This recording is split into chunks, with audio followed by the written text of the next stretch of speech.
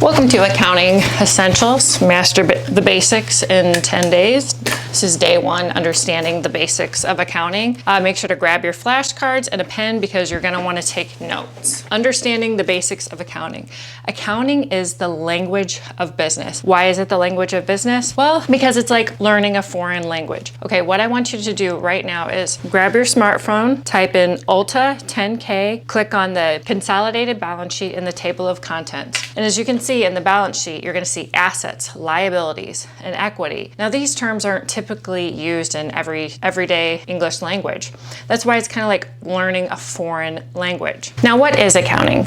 Recording, summarizing, and analyzing transactions. Now that's how they all got into the balance sheet. Somebody recorded it, it's summarized in the balance sheet, and finally you, the accountant, it's your job to analyze that information. Now get those flashcards ready because we're gonna go over two key accounting terms: financial statements and double entry accounting. What are financial statements? Statements such as the balance sheet, income statement, and statement of cash flows.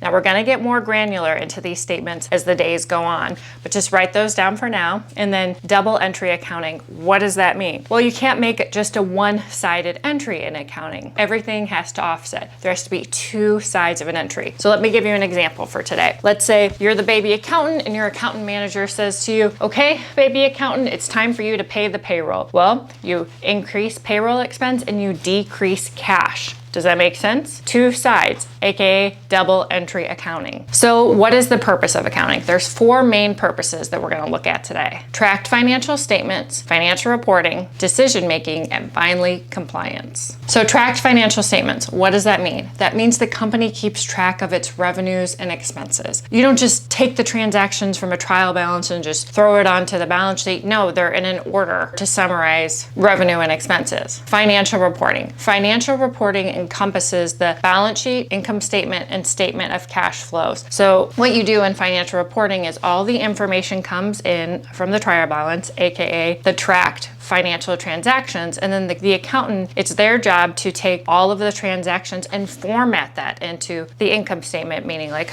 okay, here's a revenue, we put that in the revenue, here's an expense, we put that in expense, revenue minus expenses equals net income. Decision making, so you have tracked your financial statements, put it into your balance sheet, income statement, and statement of cash flows, and now you, baby accountant, it's time for you to make a decision.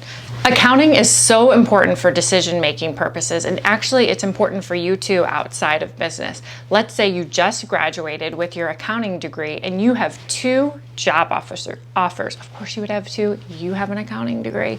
The first job offers to pay you $75,000 a year, and the second job offers to pay you $60,000. So you might be like, I'm taking the one that pays $75,000, but you're smart, you have done your homework and you've decided to read the financial statements of both companies.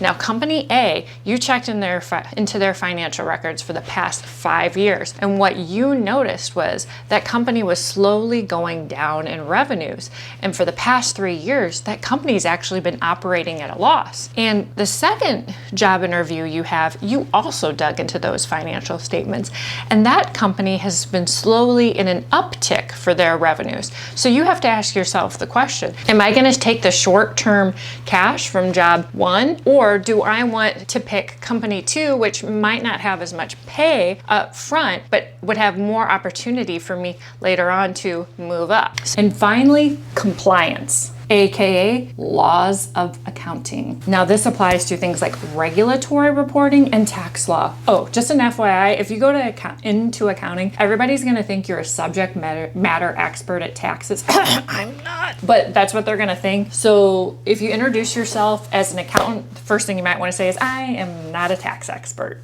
But maybe you are. And compliance, and the importance of compliance basically makes sure that a company isn't lying. Now, I'm sure you've heard of companies like Enron that were maybe inflating assets, reporting a little bit more revenue on their income statement than they really incurred. So that is why compliance is so important, is because you want to make sure that as you're preparing your financial statements, you are in compliance with local regulatory requirements, because your little happy butt does not want to go in jail or even get all these nasty fines. So you made it to the knowledge check. What are the primary financial statements? Is it A, balance sheet, B, income statement, 3, statement of cash flows, or D, all the above? It's D. So if you didn't get that right, then you need to re-watch this video. And if you haven't already, picked up Accounting Essentials, Master the Basics in 10 days, and I'll see you back here tomorrow.